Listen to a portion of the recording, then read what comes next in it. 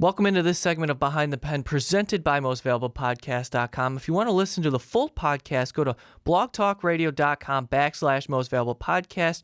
Also, we're on iTunes, so check us out there as well. Thank you all for listening as always, and enjoy the show. This podcast is brought to you by Most Valuable Podcasts, leading the league in podcasting entertainment.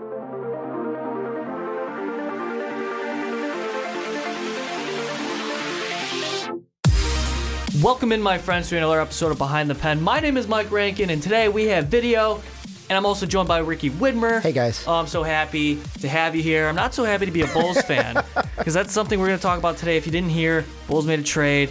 We're furious, kind of. I don't know. We'll get into it, so you got to stick around. We are on video podcast today. If you're on YouTube, what's up, guys? Drop a like, comment down below. Our first segment will be the Chicago Bulls. But first, I got to preview what else is on tap for today's show. And it's great to have you, Ricky. You know, sometimes I'm by myself, and it's just like, yeah, I need a partner sometimes. It's always great to be here, and especially when the Bulls do some trade magic. You and me got to put those Bulls hats on. Yeah, well, they're in the news again, and I know you guys on the fast break will be talking about it, so, I mean, today is just strictly Bulls. We're going to react to that trade and also talk about that, as well as Jay Cutler news. Jay Cutler's in the news, so I'm going to talk about him because, obviously, he's newsworthy and not as bad as you people think. So we're going to dive into that conversation. Also, MLB news. Not really news, but a conversation I'm looking forward to having with you. A little speculation. American League West, Astros, Rangers, how good are they? Are they locks for the playoffs? Stay tuned to find out on blogtalkradio.com/Behind the Pen, where we have all of our collective full-length podcasts there on Blog Talk Radio. It's awesome. Again, YouTube, subscribe, Most Valuable Podcast. If you become a Patreon, that'd be fantastic. My goodness. How much we appreciate you if you're a Patreon. That'd be great. Donate your time. We appreciate you. All right, Ricky, here we go. Because the Chicago Bulls traded Taj Gibson, Doug McDermott, a 2018 future second-round pick for Cameron Payne, Joffrey Laverne, and Anthony Morrow. With the Oklahoma City Thunder now, on the surface, let's just break this down on the surface for now, because there's obviously a lot that goes into this move. But for me, this is just the same old Bulls doing the same old thing. Well, and the first thing I thought of was, and this was before I knew this trade was going to happen. This was like hours before the deadline. As a Bulls fan, I'm sitting there going, we have to move Taj. We can't let the same thing that happened a year ago happen again. Last year it was Paul Gasol. Oh, they're going to move Paul Gasol. He's not going to re-sign in the offseason. The trade deadline came and went.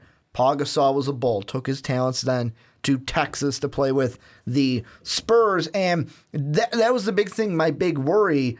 And then this trade happened, and really to me, the hang-up for me was Cameron Payne. He had to be a part of the deal for me to be okay with it. Right, and Wojnarowski, Adrian, he at first there were conflicting reports. Initially, however, it ended up being Payne and the two others. I'm not even going to mention them because how irrelevant are they? Ricky, I'm looking at this. This is garbage. This is a garbage return. Now, I know you have I don't want to say garbage. Oh, no. Our Chicago Cubs World Series. Thanks a lot, Ricky. That's all right. Whatever. Anyway, I'm looking at this specifically on the surface, and I'm thinking to myself, Taj Gibson is worth more, obviously, than what they got in return. Now, I know what you're going to say. He is worth more. He is. Given the situation, this is what the Bulls, they got played. And this is because of their own fault. This is their own doing. They put themselves in this situation. But I want to hear your thoughts on the trade before we go into that conversation. Well, my first thought, and this is kind of a semi-joke, so I mean, take it that way. Which trade would you rather be involved in, this one or the Boogie trade? Would you rather be the Bulls or the Kings? Well, there's the bright side. At least we are not the Sacramento Kings, and not even don't even get me started on that. Not even getting a quality pick for DeMarcus Cousins. But yeah, in this one, and we actually had a Twitter follower today who I kind of quoted his tweet, and we're having a little conversation with him, and he said, "Well, how do the Bulls not get a number one pick out of this? How do they not do it?" And I'm like, you know what? It's easy. It's because, and it's Jason Martinez, wanted to give him credit. It's because the Thunder weren't going to give us a first-round pick. And it's easy to say if you're the Bulls, well, then we don't make the deal. But then if you don't make the deal, we're back to last year. We're back to Paul Gasol. So, I mean, the Bulls, like you said, kind of were stuck between a rock and a hard place. They needed to make this deal, but the Thunder weren't going to give up a first-round pick for Taj. The return it's just so underwhelming. If you're a Bulls fan, Cameron Payne is obviously... It's not sexy, but there are some positives in it if you look. Really hard. But if you have to look really hard. But no, if you look, there are some positives. Okay, now Anthony Morrow, like when we talked about this he's before, a rental. And Laverne. Don't even think about those him. guys. What are you going to do with them? Pretty much nothing. The thing, what it is like I said, Anthony Morrow, don't even think about him because he's going to be here as long as you can say his name, which isn't going to be very long at all. Where you look at Laverne, and he's a guy that... He's a backup center. Well, he's a backup center or a power forward, but the one thing that Gar and Pack said in their press conference today, and here's the thing, and if this is true, then I can see why they traded for him. They mentioned, oh, well, he's a big that can stretch the floor. What's one thing that we haven't been able to do with Fred Hoiberg's offense is stretch the floor. So if we can run Fred's system better with Laverne, and maybe there's a little bit of hope, he's a guy where let's get him some play time. Let's see what he can do. Do I expect him to be a long-term solution? No. But can he be a backup for us in the future? Probably not. I'd be fine if we even got rid of him and he walked at the end of the year. I think we can both agree that the Morrow and Laverne pieces really are just afterthoughts at this point. Really, we got Cameron Payne, a guy that Gar and Pax were high years on. Old. They were high on him when he came out of the Murray State team that made a run in the tournament. And two, we do get a little bit of cap because when you think about it, about $1 million. If it's still cap. When Laverne and Morrow leave, we get that money off the books. Taj Gibson. Boy. Taj Gibson was worth about 8.9 this year, but then you look at Dougie compared to Cameron Payne, and it's a difference of about, like you said, $1 million between their salaries next year. I appreciate that. You went really in depth and you looked at all aspects of that, which is... I'm trying to find a positive. That has to be said. That has to be said. But when you look at this, the way it all played out, now, I want to, before I really dive into this conversation, I want to talk about Cameron Payne a little bit and his role with the Chicago Bulls team moving forward, because at 22 years old, a guy, obviously... following the shadow of Russell Westbrook, you're not going to really have a chance to develop in Oklahoma City. Now, hold on one second, Ricky, because you mentioned Murray State, right? And coming out of Murray State, his draft profile, his grader, he was looked at as a guy who was quick, but not athletic enough to match that quickness. Now, when you talk about the Garpax, their retool efforts, they wanted to bring more athletic players onto the floor. And then they draft Denzel Valentine, who, as a result of this move, will get more playing time, which is probably a good thing at this point. You just want the young players to play. But Cameron Payne right now, to me, is like a Jerry Grant.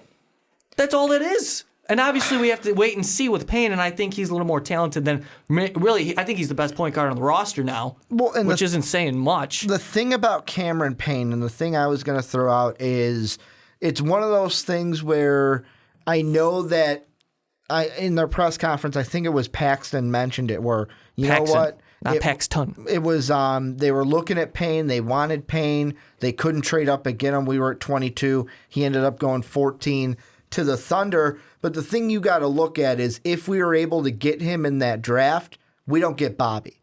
So, which wouldn't really be a bad thing. It wouldn't be terrible, because but Bobby's really, but right now we have Bobby, we have Cameron Payne, and to me, it's Bobby, Payne, and Denzel Valentine, to where the rest of this season, I know the kind of, what's the word I'm looking for? How the Bulls work is, let's get to the playoffs, let's sell those 2 playoff tickets and get some more money, and nothing's really going to change unless all of us as fans stop showing up and stop buying merchandise. Even that won't make an effect, because you know what the NBA is? A national organization. Well, it's 2 teams.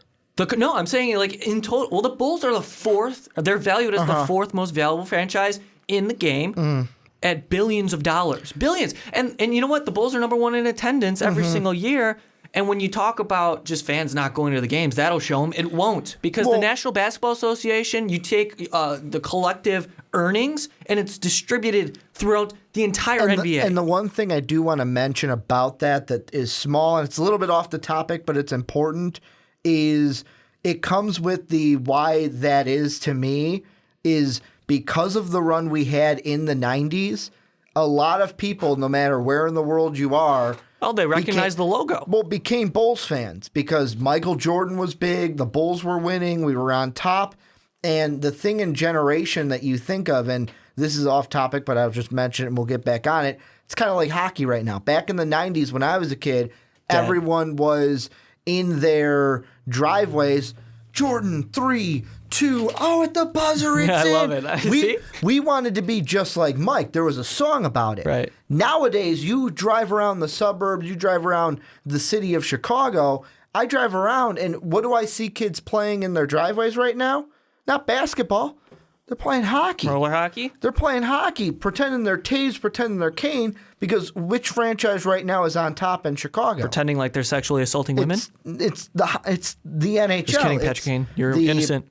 It's the Chicago Blackhawks. I hear what you're saying. That's why the Bulls, though, are one of the top there, is because there were people that were in that 90s, they became fans, and then their kids also became fans because, hey, my dad's a fan of that. That's how fandoms work, right? Most of the time. And you know what? Right now, as a Bulls fan, how are you feeling? How are you feeling if you're a generation? Happy. No, I'm saying happy. You're talking about whether you're a veteran fan just coming onto this team, you want to look at what this team has for just any sense of direction. What can I look at to convince me to say, okay, I have something invested in this? I want to throw a point out, and this is about Taj. And I heard this today. It was Jay Hood on ESPN mentioned this. Bad. I can't stand you bringing up ESPN on this show. But that's fine. Continue your point. I just want to get your thought. Is he mentioned another thing? This goes back to Taj for the first. One of the reasons he says he thinks they didn't want to give up a first for him is because of the mileage that has been on Taj through his entire career in Chicago, because he was a guy that coming up, he was never the starter. We always said, we think Boozer's better than you. We think blah, blah, blah. That's why Hood is an idiot, because bad. But in the Thibodeau era, you can't deny that there was a lot of mileage put on Taj Gibson. Well, no, and he just basically, what do you need me to do? I'll go out there and do it. We could talk about Taj, the ultimate professional, because he absolutely is. But to that point, really, not giving up a first-round pick is mainly because he's a rental this season, and you're getting a guy in McDermott who the Bulls just pretty much gave up on, and you talk about his value. That makes that draft look so bad. It's awful. Everything we gave up. The 2 first-round picks and the second-round pick. Everything we gave up to the Nuggets. See, we got to – there's so much we got to talk about We in gave this up so much to the specific Nuggets. segment, because it's just infuriating, and you bring up the idea that Taj Gibson, the ultimate professional, a lot of mileage. We got to remember, Taj really hasn't gotten his credit. This guy was just doing what he was doing, and that was quality basketball. He was a solid basketball player. He's nothing super special, obviously, but he's the ultimate pro. And you talked about him playing behind Boozer all those years. That was it. Except at the end of the day, who was in the last few possessions in the fourth quarter? It was Taj, because he's the better player. Yet, when you brought in Gasol, he still wouldn't start. So there were things and there were aspects of the way the Chicago Bulls, and this actually goes back to a previous conversation I've had. The way the Bulls have drafted over the last 4 years, it's been a disaster, straight up disaster. There's no ifs, ands, or buts about it. They got lucky with Derrick Rose, and that was their last biggest pick. Obviously, Jimmy Butler's in that conversation too, and going to his work ethic, that's a rarity for a guy being picked that late to turn out the way Jimmy has turned out to be. But when you look at the situation now, you had Thibodeau, right? You had the talent around him in that system, and it wasn't even solid talent, and he was taking this team to a top 3 in the East. And he would develop players. He would develop draft picks. And when they brought in McDermott, he only had 1 year under Thibs. Except he didn't really get a chance to play because, one, can't play defense. There were obvious flaws in this game. Thibodeau didn't like playing rookies, let's be honest. Well, sure. But the thing that Thibs did do was develop talent. What have we seen under our boy Hoiberg? Absolutely nothing. These young players, these draft picks, and Bobby Portis, what have we seen? And now when I say this, when I bring up Bobby Portis, and I see, but I hate that, and I just want to say I hate because yes, we haven't seen development, but there's a part of me that has a soft spot for Hoiberg because I don't think it's all his fault. I agree with you, and I'm not trying to put so much blame on Hoiberg because one, I don't really think he's going to get thrown under the bus. I don't know it. He might get fired after maybe next year. He's going to get thrown under the bus. Possibly, but obviously the problem is the front office. But that doesn't need to be said. We all get it, and this isn't the really conversation we're trying to have. When I want to go back to what I was saying in the development of Portis, for example, and this actually goes to another point. Is that with the top talent the Bulls have had, you really haven't seen a guy who said, wow, he is something. If you're talking about basketball senses, it hasn't tingled since Derrick Rose. I mean, yeah, you can put Jimmy Butler in that conversation, but let's be honest. He's not really a guy that you can build a championship team around. Well, that's debatable, but right now... He's got the talent. He might not have the... Well, there's a lot of different factors. He might not have the leadership. But that's not it. I mean, you guys want to bash me for saying that's fine. Whatever. When you look at Bobby Portis, and he's on the floor, you say, wow, he set a screen because he was supposed to do that. But then, again, like 2 times down the floor, he'll make a dumb pass, or he won't be in the position he has to be in. That's a part of the development process, and we've seen the consistency in those types of players that we haven't seen under top. And I tell you what, Thibs, obviously, I don't mean to just keep trailing off on this conversation, but it's such a fundamental problem of this organization, and it stems from the top. It always stems from the top. But with Thibs, he had a plan. And he could work with players, and he got them to play their best. Well, can you say the same about this squad? One, probably not, because they're not talented. Well, and also Thibodeau wasn't a yes man to Garpax, and that was the big thing. He was not Absolutely. that. I mean, that's the whole reason why he was kicked out. And the whole drama that we heard a couple weeks ago between what was going on between the front office and Coach Thibodeau. And to me, the thing is, that's why right now, the rest of this season, well, it also, I kind of want to go back to with Hoiberg. Yeah. It's hard to develop young talent when your ownership is bringing in guys like Rondo and D-Wade and bringing in these old guys. I totally agree. So it's like, well, obviously I'm going to play I'm going to play D-Wade. I'm going to play Rajon Rondo. But the thing is, what I was trying to get across, and maybe I didn't make that clear, is that Thibs got the best out of the talent that he had, even if they weren't good. Hoiberg, similar situation. We haven't seen anything from any of the draft picks in particular. It also didn't help that when Hoiberg came in, it seemed like almost the entire team undermined him. We don't have to go to that because that was a huge problem. Butler, Rose, on separate agendas. Noah hated them. The one point I want to make to bring it to Cameron Payne and back to the trade is this happened in a text group, the MVP text group that we have here with everyone from MVP. It was basically myself and Sean Anderson going back and forth about Cameron Payne because, like I said, he's the guy I wanted. If he's not, he has a chance to play now. If he's not in this trade, I'm furious. Right. But because he's in it, I'm like, okay, I'm not angry. We had to make a move. I'm not angry that Jimmy didn't get moved. I'd rather have him on the team than give him up for nothing like the Kings and DeMarcus Cousins. I'll talk about him in a sec. But the thing I said, and I know I was kind of being an ass when I said it, but it's completely true. It's the line I used, a plant that's in the shadows isn't going to grow. Without sunlight, it's not going to grow. And Cameron Payne was in the shadow of not only Russell Westbrook. This year it's Russell Westbrook. Last year is in the shadow of both KD and Russ. Yeah, that's fair to say. And really, that is fair to say. It's Russell Westbrook where he's a guy where it's like this year might go, well, who's the backup point guard? Because it seems like he's never out of the game. I know that he comes out of the game, but it seems like he's never out. And the one thing that Sean brought up is, well, you got Rondo, you got Michael Carter-Williams, you got Jerrion Grant. Let's be honest. Jerrion Grant, Rajon Rondo, and Michael Carter-Williams, you put them together in one person, you don't get an eighth of the shadow that Russell Westbrook can cast over a rookie. And in this trade, like I'm going back to it, the rest of the season, I want to see what we can get from Bobby Portis. He's going to get more playing time now that Taj ain't there. Denzel Valentine, let's see what we got from him. We went out and drafted him. I loved him in college. Let's go and see what we got. And Cameron Payne, if you liked him in the draft, show me you do. Let's see what we got from the young talent. And with Cameron Payne this season, I think he, like I already mentioned, he's the best point guard right now available or option on the floor for the Bulls. He's your starter. Jimmy Butler is going to carry this team to an 8 seed. By himself.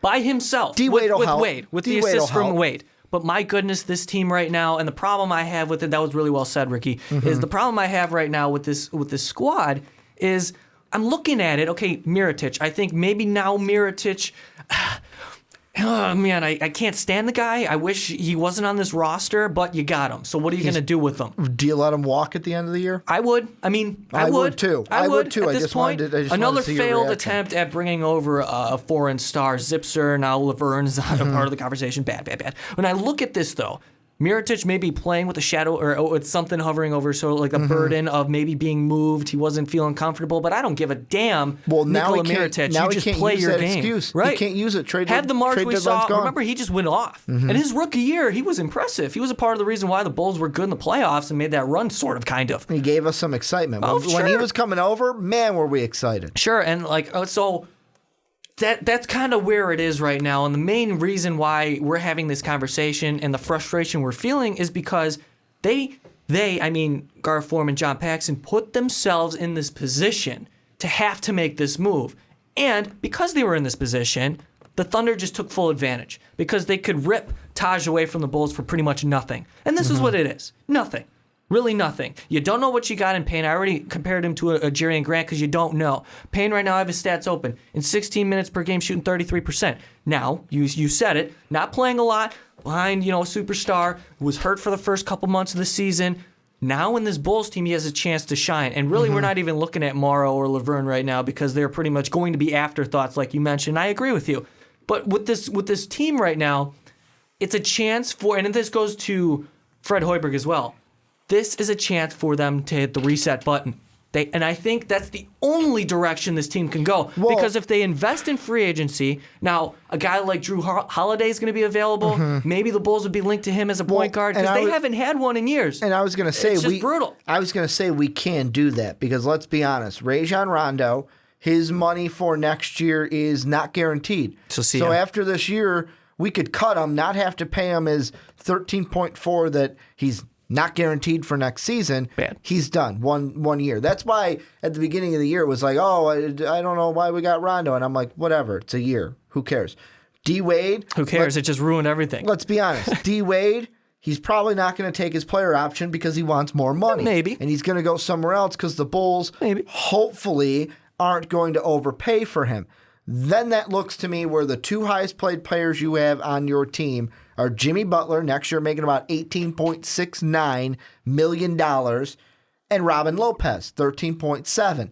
The way I look at it, we can use the 23.8 and the 13.4 that's going to open up some cap space, go out and get a guy like Drew Holiday, go out and get a guy like maybe a JJ Redick is someone I'm looking at right now. I think he's committed to re-signing with the Clippers. I saw that report today. I'm just saying. But if he hits the market, he's a guy I go for. There's never a doubt, too, that at the draft, we reopened trade talks for Jimmy. Bang. All right, now, Ricky, let me take over for a second. Let me take over for a second because that was the next topic I wanted to bring up, is the idea of not trading Jimmy Butler now. And I agree with it. Now, I don't agree with the Bulls front office ideas very often. It's very actually seldom. You can't hate them for not making a move. No, but this right now was the right play because it wouldn't really make any sense for the Bulls to, one, strengthen the Celtics now and maybe get less value than it would in the future. But now the thing is, now we saw, and I also have something else I want to say, the future of really the bigs. Who's going to be the bigs next season? So don't let me forget about that conversation because we're all over the place right here in this first segment, but it's great. I love it. You have to do it. But with the Jimmy Butler situation, this year held off. And Wojnarowski reported. Now, I don't know how true this is, but I never want to doubt Woj. But he said in a podcast on The Vertical that not one, but both Nets picks were on the table for Jimmy Butler, but it was Gar Forman negotiating for veteran play now guys because they wanted rotational depth to be relevant now. That is grounds right then and there. You can discount every single freaking thing this front office has done. Hold on, Ricky. Every single thing this front office has done and just look at that decision right there and say, get the hell out because you're an idiot. I heard that and you said that in our text group and the first thing I thought of was, now I'm not trying to discredit the Woj and all his Woj because he's right 98% of the time. But it's one of those things where I looked at and I went, I'm going to wait until we hear the full story. Because it's one of those things, like I said, I'm going to go back to it in the trade that we had today. Woj had the tweet where Cameron Payne wasn't in it. Then a little bit later, Brian Windhorst, boom, Cameron Payne is there. So obviously, that's fair. No, I know. And even look back to conflicting reports. Look at the draft last year. We were all talking about, Chris done this, Chris done that. Yeah, but the Bulls and that, and even the details there with the Celtics, the T-Wolves, and the Bulls weren't completely 100%. So to me, I'm not focusing on that too much because in the press conference, I am. Garpax I'm looking even at said that seriously. That if you're going to rebuild, the first thing you're going to need is draft picks. The reason He's why an idiot, Ricky. He says the same bull all the time. But I'm not getting on that. I'm going off to my point. Yeah. Is the thing that I think is going to happen and why I'm glad we kept Jimmy Butler is right now, if you look at the standings, Boston is 2 games ahead of the Wizards for the 2 spot, 3 games behind the Cavaliers. There's a good chance that this Boston team plays Cleveland in the Eastern Conference Finals. What I think happens if those two meet in the Eastern Conference Finals, Boston loses, gives them a fight, but loses, and then in the offseason says, fuck, we need Jimmy. Superstar. We need Jimmy, and then that takes Jimmy's price and pushes it up. Yeah, now It pushes up. Supply and demand, baby. I mean, supply and demand. That's kind of where I was going with it, not in those specific terms, but in the way. Now, I want to go back real quick to that Woj point because it's huge. That's grounds for firing if that's to be true. Draft picks are holy. You have so much talent, especially in the backcourt coming out of college this season. That's why it just blew my mind. Six guys who could all be number one picks. Even the lottery. Everybody in the lotteries is better than what the Bulls have right now, right? In terms of what we can rely on going forward. Now, with this Woj thing, Nick Friedel reported, who's a Bulls guy from ESPN, he reported that, that was false. That could be the Bulls just pushing that message to the media to cover their own ass. Now, we don't know how true that is, but it's something to have a conversation about. And you know what? I'm not downing it because the incompetence of this front office has proved me nothing otherwise to give them any sort of credit, really at all. Started last year when they cut Heinrich for no reason. For no reason. They just dumped him. You really like Captain Kirk? I love Kirk Heinrich. I don't know, whatever. But, all right, so that's a great point. Now, let's talk about that specifically with Jimmy Butler and his future because right now, like I said, time to hit the reset button, and it applies. Reinsert me into this conversation, and I will do that by saying if you hit the reset button, it gives Fred Hoiberg a chance to kind of run with younger players and kind of do what he wants and have players not undermine him and not ego him, right? And be like, okay, we trust you, let's do our thing. And I like that the Bulls held on to Jimmy for now because you mentioned it, his price will go up by the draft time, and it just makes much more sense to look at the situations, right, in the standings at that point and really manipulate the market because Jimmy's value will be at an all-time high this offseason. Well, and it's one of the things, the two teams that were in the same boat were the Pacers and the Bulls. Because let's be honest, I almost said CP3. PG-13. Almost went to Boston. And JB, he almost went to the Lakers, too. Saw that, too. Oh, yeah, he was saying that, yeah. Both of those players, Paul George and Jimmy, they're locked down for a few years. So those teams can say, nah, we good. We good. Let's see what happens. It would be 2 more years, right? And if Boston, for Jimmy? For Jimmy, he's basically locked up for the next 2 years, player option in 2019, 2020. So 2, because he's going to want to cash in. But the thing is, something tells me Boston, like I said, if they lose to the Cavs in the Eastern Conference Finals, that's just going to drive Jimmy's price up because it's going to be, you can sit here and go, well, yeah, we can win now and build for the future. Sure. Sooner or later, Boston's going to have to push the button and go all in. Yeah, and how's Jaylen Brown doing? It's kind of quiet. Not great. Kinda quiet. I mean, Riley tells us that we were wrong about him, but I'm still going to hold my opinion on that one. We'll see. No, but still should have went back to college. That's what it is, and that actually goes back to something else. Is right now it's LeBron. It's LeBron's NBA, and it's the LeBron perfect and the Warriors. It's the perfect opportunity for a team like the Bulls, who have no direction, to take a step and say, "All right, we got to commit to something." But the front office doesn't give a damn if they're bad, if they're good. They're making money, and Michael Reinsdorf, who's really taking over for Jerry, a guy who is in close relations to Gar Forman's wife because they're responsible for Chicago Bulls charities. They make a lot of the dough. It's fine. Bulls are number 1 in attendance every year. We'll talk about it. 4th most valuable franchise. Do you think they care? All the fans wearing Fire Gar packs on their shirt going to the game? That doesn't matter. It doesn't matter, and they don't care. Because you went to the game. Is that? That's why it doesn't matter. You went to the game. Well, it doesn't matter because it don't matter what you're wearing. You went to the game. It doesn't matter because the Bulls are in the top market in basketball, one of the top markets in basketball, and it's such an empty feeling as a fan, knowing that your front office and ownership just doesn't care about you. It's like Nick Friedel said the other day on the radio. He was like, "Yeah, yesterday at the game they announced 21,000 fans," and he's like, "It didn't look like there were 21,000 fans there." And that's the thing. Even if you don't go to the game, you still bought the ticket. So you're basically paying them not to go, and they don't care. They still got their money. So let's wrap up this bull. I don't know how long we've been going. You wanted to mention the bigs. Yeah. Let's mention the bigs and then wrap it up. Let's finish it up with that specifically. And like you said, Bobby Portis going to have a chance to stretch the floor. He's going to play a lot more. But after this season, you have Robin Lopez and Cristiano Felicio. What else? Do you look to move Robin Lopez? I mean, he's probably just a to guy free that up you some cap could, space? but what are you going to get?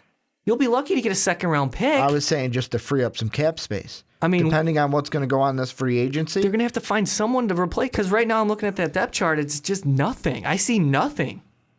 I don't know what the Bulls can do here. It really rely on a tank center and Felicio. You know what I'm saying? It really depends on, to me, like at center we've got nothing. We've got Lopez. So maybe Felicio, give him some credit. Felicio, the thing is, are we going to re-sign him at the end of the year? Probably, because he's going to be dirt cheap even if we re-sign him. Probably sign him for the value that he deserves. But, I mean, right now he's making $87K. Sure, right, in terms of like $874K, the rest of the NBA. You're exactly right. Go ahead. It's just one of those things where maybe I threw that out there just to see what you would say. I wouldn't move him only because I like Felicio a lot. Right now you got nothing. I'm talking about Lopez. I wouldn't move Lopez. Oh, okay. Because right now we got nothing. I'm going to be interested to see Rondo and D-Wade. They're going to be the ones that open it up. I want to see what happens with Bobby Portis. Give him some minutes. Let's see what he looked. I mean, he's just got to do things right. In summer league, I'm like, holy shit, here's Bobby Portis, and then the season happened, and I was like, where'd Bobby go? Valentine goes down to the Windy City Bulls and puts up 45. It's just that's a different level of competition, and teams like the Bulls in the summer league should have won the championship. Let's be honest. Did you expect Denzel Washington to come into the Denzel Valentine to come into the NBA? And drop 45 a night? No, that's not what I'm saying. I'm saying when he's playing at that level, obviously he can dominate the game. But once he gets to the NBA, it's a different thing. It's a different ball game. But how do you do it? Give him fucking minutes. And you put him in a system that works to his game. They're not doing that. Let him run the floor. Let him find the open man. It was the Bulls game. Oh, was it against the Suns? I don't think it was against the Suns. It was one of the games that Jimmy didn't play. I was watching, and I'm like... And that's another point. I'm like, shit, man, this team's running the floor. We looking good. They can play without Jimmy. I think it was the game where Jimmy didn't play, but Wade did. They took Houston to overtime. It wasn't. It was after Houston, because we were recording the fast break during Houston. But I was watching it going, man... They could play. We're running the floor. And that's the thing. We're looking good in transition. I wouldn't mind hanging on to Wade, or if he decides to stay, or if he wants to hang it up, just to be around the younger players, to develop them, to give them a sense of direction, and maybe, I don't know, because the freaking coaching staff's not going to do it. You know what I would like from Wade, and this would be a real team guy kind of a thing, is if he's going to leave and kind of, I'm not going to take my option and go somewhere else, if he would be the nice guy to say, you know what, sign and trade.